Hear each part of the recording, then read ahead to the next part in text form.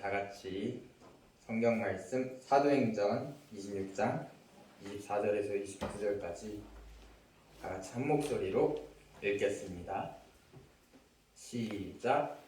바울이 이같이 명령하되 베드로가 크게 소리내어 이르되 바울아 내가 미쳤도다. 내 많은 학문이 너를 미치게 한다 하니 바울이 이르되 에스도 닥하여 내가 미친 것이 아니요 참되고 온전한 말을 하나이다. 왕께서는 이 일을 아시기로 내가 왕께 담대히 말하노니 이 일에 하나라도 아시지 못한 게 없는 줄 믿나이다. 이 일은 한쪽 구석에서 행할 것이 아니니이다. 아그리파 왕이여 선지자를 믿으시나이까? 믿으시는 줄 아나이다. 아그리파가 바울에게 이르되 내가 적은 말로 나를 원하여 그리스도인이 되게 하려 하는도다. 바울이 이르되 말이 적으나 많으나 당신뿐 아니라 오늘 내 말을 듣는 모든 사람도 다 이렇게 결박된 것 외에는 나와 같이 되기를 하나님께 원하나이다 하니라. 아멘. 제가 오늘 나누고 싶은 말씀은요, 정말 오래전부터 나누고 싶었던 말씀이었어요. 제가 이때 전부터 이런 주제를 가지고 나누었으면 정말 좋겠다 라는 생각을 하다가 오늘 딱 졸업 예비 때 하면 너무 좋겠다 해서 준비하였습니다. 우선 왜 너무 좋을까 이렇게 이유를 대자보면은 오늘 나누고자 하는 것이 우리 신앙에 있어서 가장 기초적이에요. 근데 가장 중요해요. 그리고 이것을 우리가 고백한다면은 우리가 살아가는 데 있어서 정말 큰 원동력이 될 거고 힘이 될 거예요. 제가 신앙생활을 하는 데 있어서 우리가 큐티라거나 묵상하거나 각자의 신앙의 방법이 있죠. 제가 하다가 이거 나한테 정말 좋은데? 이럴 때가 있죠. 각자 자신에게 맞는 게 있어요. 근데 저는 이런 확신은 잘 안 해요. 이 방법은 나에게 정말 좋으니 다른 사람에게도 정말 좋을 거야. 저는 이런 확신을 잘 안 합니다. 왜냐면 하나님께서 그 사람에게 주시는 은혜와 그 사람에게 주시는 능력과 모든 방법은 가장 알맞게 정해주시기 때문이에요. A라는 그 방식이 저에게는 100으로 느껴지지만은 다른 사람들에게는 50이나 70으로 느껴질 수도 있고, 반대로 B라는 은혜가 그 사람에겐 100이지만 저에게는 50이나 70으로 느껴질 수 있기 때문입니다. 그래서 저는 이러한 것들에 있어서 그래서 저에게 좋은 것이 있으면은 다른 사람들의 권유나 아니면 이런 제안을 한번 해봐요. 나는 이런 걸 해봤는데 정말 나에게 큰 은혜가 되었어. 너도 한번 시간이 되면 해보는 거 좋을 것 같아. 아니면 누군가 대화를 할 때 나는 그런 상황일 때 이렇게 행동했어. 이것도 한번 해보면 좋을 것 같아. 이런 식으로 추천을 하는데요. 제가 오늘 나눌 말씀은 정말 자신 있게 확신할 수 있습니다. 이 나눔이 정말 모든 분들에게 큰 원동력이 될 것이고 힘이 될 것이라고 확신할 수 있습니다. 오늘 우리 졸업 예배 졸업자이신 선교와 연성군 정말 귀 기울여 들어주세요. 제가 확신할 수 있습니다. 여러분들의 영혼에 견고한 뼈대가 될 거예요. 졸업 예배인데 다음 주에 입학이네요. 먼저 이러한 질문을 드려보고 싶어요. 오늘 제목이신 하나님은 누구이신가요? 하나님은 누구이신가요? 네, 창조주. 사실 이 질문 말씀은 다들 안 하시지만 너무 대답하기 쉽지 않나요? 그죠? 막 사랑의 하나님, 공의의 하나님, 인도하시는 하나님, 정말 여러 가지가 있어요. 그러면은 여기다가 한 가지만 더 풀이를 한번 써보실 수 있으실까요? 이게 무슨 소리인가 싶죠? 제가 초등학교 때 우리 수학책 있죠? 수학책이 있으면 또 한 권이 뭐 있죠? 초등학교 때. 수학 있죠. 맞아요. 수학 익힘책이 있죠. 거기에 답을 쓰고 나면은 항상 두 번째 문제가 있었어요. 왜 그렇게 생각하시나요? 6 빼기 2는 4. 그래서 답을 4를 썼어요. 근데 왜 그렇게 생각하시나요? 해서 뭘 써야 될까요? 그래서 형 이거 도대체 뭘 쓰라는 거지? 6 빼기 2는 4인데 얘도 더 이상 쓸 게 있나? 이런 생각이 들었었는데 하나님은 누구이신가요? 라는 질문에 답을 했을 때 그 답에 풀이를 여러분들은 어떻게 쓰실 건가요?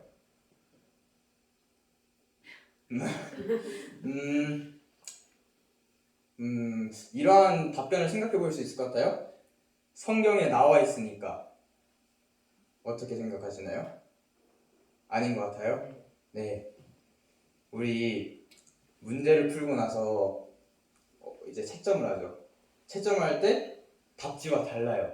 그럼 어떡하죠? 네. 제가 푼 거에 이렇게 찌끄죠. 내 사전에 오답은 없어 하면서 답지에 찌끄진 않죠? 네, 그러면서 우리는 그 답을 찾아가려고 답을 다시 맞추려고 그 문제를 풀기 위해 다시 노력할 거예요. 성경도 이처럼 우리에게 답이 되는 거예요. 성경은 우리가 좀 올바른 길로 가지 못하거나 틀린 길로 갔을 때 우리가 올바른 방향으로 갈 수 있게 해주는 게 성경이고 올바른 길로 갈 수 있게 해주는 게 바로 성경이에요. 성경은 하나님은 누구이신가요에 대한 완벽한 답을 가지고 있는 거예요. 이보다 완벽한 답은 성경 외에는 나올 수가 없어요. 그런데 저는 풀이는 될 수 없다고 생각해요. 아까 말한 것처럼 답에 우리가 30이라는 숫자를 적었어요. 근데 풀이에도 그냥 30만 적었어요. 그러면 우린 뭐라고 듣죠? 네, 풀이가 틀렸다 이러면서 다시 풀라고 하죠. 우리는 제가 오늘 나누고 싶은 부분이 이거예요. 풀이를 할 줄 알아야 돼요. 다시 질문에 대해서 직접적으로 말해볼게요. 우리는 하나님이 누구이신가에 대해서 설명할 줄 알아야 돼요. 성경에 그런 것도 중요하지만은 목사님께서 말씀하셨으니까 성경에 나와 있으니까 그거지. 그거는 정답이지만 나의 풀이가 될 수는 없는 거예요. 그러면은 그래서 우리가 하나님에 대해서는 풀이가 될 수 없다면은 무엇이 풀이가 되어야 될까요? 네, 우리가 귀로 듣는 거를 그대로 말하는 거를 우리의 답이라고 우리의 풀이라고 할 수 있나요? 아니죠. 항상 이런 선생님들께서 이런 말씀 자주 하시지 않나요? 이 문제를 너 걸로 만들어라. 그러지 않나요? 이 풀이도 너만의 풀이가 있다. 이런 걸 찾으려 하잖아요. 마찬가지로 우리에게 필요한 이 풀이는 바로 개인의 고백입니다. 하나님은 누구이신가요? 라는 질문을 들었을 때 성경에서 나와 있으니까 이거지. 목사님께서 말씀하셨으니까 그냥 이거지. 에서 끝나는 것이 아니라 나의 삶에서 나오는 고백이 이 질문의 풀이가 되어야 합니다. 이 질문 들었을 때 나에겐 이런 상황이 있었는데 하나님께서 나에게 이렇게 해주시고 나를 이렇게 해주셨어 하면서 역시 하나님은 나에게 이러한 분이시구나. 이러한 풀이가 나와야 하는 것입니다. 제가 방금 이 경험의 고백이라는 것에 말씀드립니다. 경험은 어디서 나오는 걸까요? 경험은 저희가 살아가면서 생기는 일들에서 생기겠죠? 내가 겪었던 일들, 또 우리가 삶을 살아가다 보면은 저나 여기 계신 모든 분들이 비슷한 일을 겪을 수도 있고 다른 일도 겪을 수 있고 공부하는 데 있어서는 완전 같은 일을 겪을 수도 있습니다. 그런데 이러한 일들이 쌓이다 보면은 그 안에서 경험하는 하나님은 모두 다를 것입니다. 그 이유는 앞서 말씀드렸듯이 각 사람에게 가장 알맞은, 가장 좋은 은혜와 방식이 모두 다 다르기 때문입니다. 우리가 삶을 살아가다 보면은 여러 가지 이유로 지치죠. 공부하다가 지치기도 하고, 직장 때문에 지치기도 하고, 인간관계 때문에도 지치기도 합니다. 그런데 이 상황 속에서 그것을 이겨낼 수 있는 힘을 주시는 방법은 모두 다 다르다는 것입니다. 또 우리가 만족하는 상황이 있고 기쁜 상황이 있을 때 그때에서도 하나님께서 우리에게 어떻게 채워주셨는가를 생각해 보면은 우리가 느끼는 은혜는 모두 다 다를 것입니다. 우리가 이러한 점들을 미루어 생각해 보았을 때 경험의 고백을 통해서 알 수 있는 것은 바로 제가 아까 처음에 뭘 해야 되는데죠? 그 풀이를 위해서 그 개인의 고백, 경험에서 나오는 그 고백이 필요한데요. 그 경험의 고백에 있어서 첫 번째 단계는 바로 들음입니다. 경험 속에서 하나님께서 나에게 말씀하시고자 하는 것을 들어야 합니다. 성경에서 믿음은 어디에서 난다고 하죠? 네, 아주 유명한 말씀이죠. 믿음은 들음에서 나며 들음은 그리스도의 말씀으로 말미암는다고 합니다. 곧 우리의 고백은 하나님의 말씀으로부터 시작되는 것입니다. 여호수아를 제가 한번 들어보겠습니다. 여호수아는 모세의 후계자로서 출애굽서부터 모세가 죽는 순간까지 함께하였습니다. 이렇게 함께하면서 하나님께서 어떻게 일하시는가, 하나님께서 어떻게 말하시는가를 자주 보고 들었습니다. 우리 한 가지로 하나님께서는 여호수아에게 이러한 것을 계속 주셨습니다. 모세를 통하여 너는 여호수아를 담대하게 하라. 그가 그 땅에 들어가 그 기업을 차지할지니라. 이렇게 말씀하시고 또 모세는 이스라엘의 모든 사람들 앞에서 너는 강하고 담대하라. 이렇게 말씀하시며 또 여호와께서는 나중에 직접적으로 너는 강하고 담대하라. 이렇게 말씀하십니다. 우리가 성경 구절 하나를 읽어볼까요? 우리 이거 읽기 전에 하나만 이때 여호수아가 강하고 담대하라라는 말씀을 들었을 때 그의 모습은 어땠죠? 연약했죠. 그런데 이제 여호수아에서 나왔을 때는 그가 정말 여리고서에 싸우고 이렇게 하나님께서 주신 땅을 기업을 차지할 때는 정말 강하고 담대했습니다. 우리가 이러한 생각을 한번 해볼 수 있을 것 같아요. 그때는 하나님께서 직접 말씀하셨으니까 좀 더 경험에 와닿지 않을까? 하나님의 말씀이 더 와닿지 않을까? 이런 생각이 우리는 들 수 있을 것 같은데요. 우리 방금 띄워주신 말씀 다 같이 읽어보도록 하겠습니다. 시작. 너희 하나님 여호와께서 너희를 위하여 이 모든 나라에 행하신 일을 너희가 다 보았거니와 너희의 하나님 여호와 그는 너희를 위하여 싸우신 이시니라. 아멘. 이 담대하라는 표현보다 맨 마지막 구절에 보면 너희를 위하여 싸우신 이시니라. 이 또한 하나님께서 모세에게 더 많이 주십니다. 담대하라는 표현보다. 이것은 여호수아뿐만 아니라 온 이스라엘에게 주시는 말씀이었습니다. 여호수아는 이 말을 듣고도 이 구절은 여호수아가 죽기 전에 남긴 마지막 말인데요. 그의 마지막 말에서도 하나님께서 주신 고백이 나타났음을 알 수가 있습니다. 그런데 앞부분에 보면은 이러한 표현이 나와요. 너희의 하나님 여호와께서 너희를 위하여 이 모든 행하신 일을 너희가 다 보았거니와. 이건 여호수아뿐만 아니라 모든 이스라엘 백성들이 다 하나님의 일하심을 보았다는 거죠. 여호수아가 죽고 난 뒤에는 어떠한 시대가 나오나요? 네, 사사시대, 삼손, 기드온, 드보라와 같은 그러한 시대가 펼쳐집니다. 그때 우리 이스라엘 백성들의 모습을 생각해 보면은 저 모습을 다 본, 하나님께서 행하신 일을 다 보고 나서 과연 그 고백을 했을 때의 모습일까요? 아니죠. 죄악을 너무나도 지었죠. 하나님 앞에서 너무나도 많이 범죄했죠. 이처럼 결국에는 하나님께서 우리에게 직접 말씀하시느냐, 아니면 성령을 통하여서 말씀하시느냐, 아니면 다른 사람을 통하여서 우리에게 말씀하시느냐가 중요한 것이 아니라 결국 중요한 것은 우리가 하나님의 말씀을 들을 준비가 되어 있느냐입니다. 우리가 고백의 첫 단계인 그 들음을 우리가 소유했으면 좋겠습니다. 언제나 나에게 말씀하시는, 또 나에게 나는 이러이러한 하나님이야, 레오나 너한테 나는 이러이러한 존재야, 이러한 음성을 우리가 들을 수 있을 줄 믿습니다. 아멘. 우리가 두 번째는 고백의 확신입니다. 오늘 본문 말씀의 내용은 바울이 유대인에게 이렇게 고발을 당하여 나는 죄가 없다 이렇게 변호하는 아그리빠 왕과 베스도 총독 이 두 사람 앞에서 변호하고 난 뒤에 이들의 반응입니다.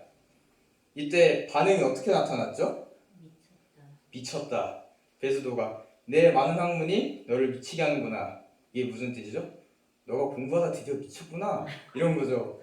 근데 이 말이 막 논리가 있어요. 우리 시험 기간 때 공부하다 보면 무슨 말이에요? 미치겠다 이런 말 많이 하지 않아요? 공부하다 보면. 맞아요. 베스도가 그런 관점으로 너 드디어 미쳤구나 이렇게 했는데 바울이 당당하게 뭐라고 말할까요? 바울이 25절에 이렇게 말해요. 베스도가 가여 내가 미친 것이 아니요 참되고 온전한 말을 하나이다. 바울은 그 하나님의 말씀에 대한 신뢰가 있었고 그 내가 하나님을 믿는 그 고백에 대한 확신이 있었던 것입니다. 반대로 우리 바울이 이 두 사람 앞에서 변호하기 전에 또 변호한 사건이 있습니다. 베스도의 전임자인 벨릭스 총독이라는 사람 앞에서 변호를 한 번 더 합니다. 이때 보면은 변호할 때 벨릭스가 이 도에 관한 것을 더 자세히 아는 고로라고 이렇게 성경은 기록되어 있는데요. 이 말인즉슨 벨릭스가 바울의 변호를 듣기 전에도 이미 예수 그리스도의 복음을, 하나님의 복음을 알고 있었다는 것입니다. 나중에는 자신의 아내와 함께 바울을 불러서 그리스도 예수 믿는 도를 들었다고 합니다.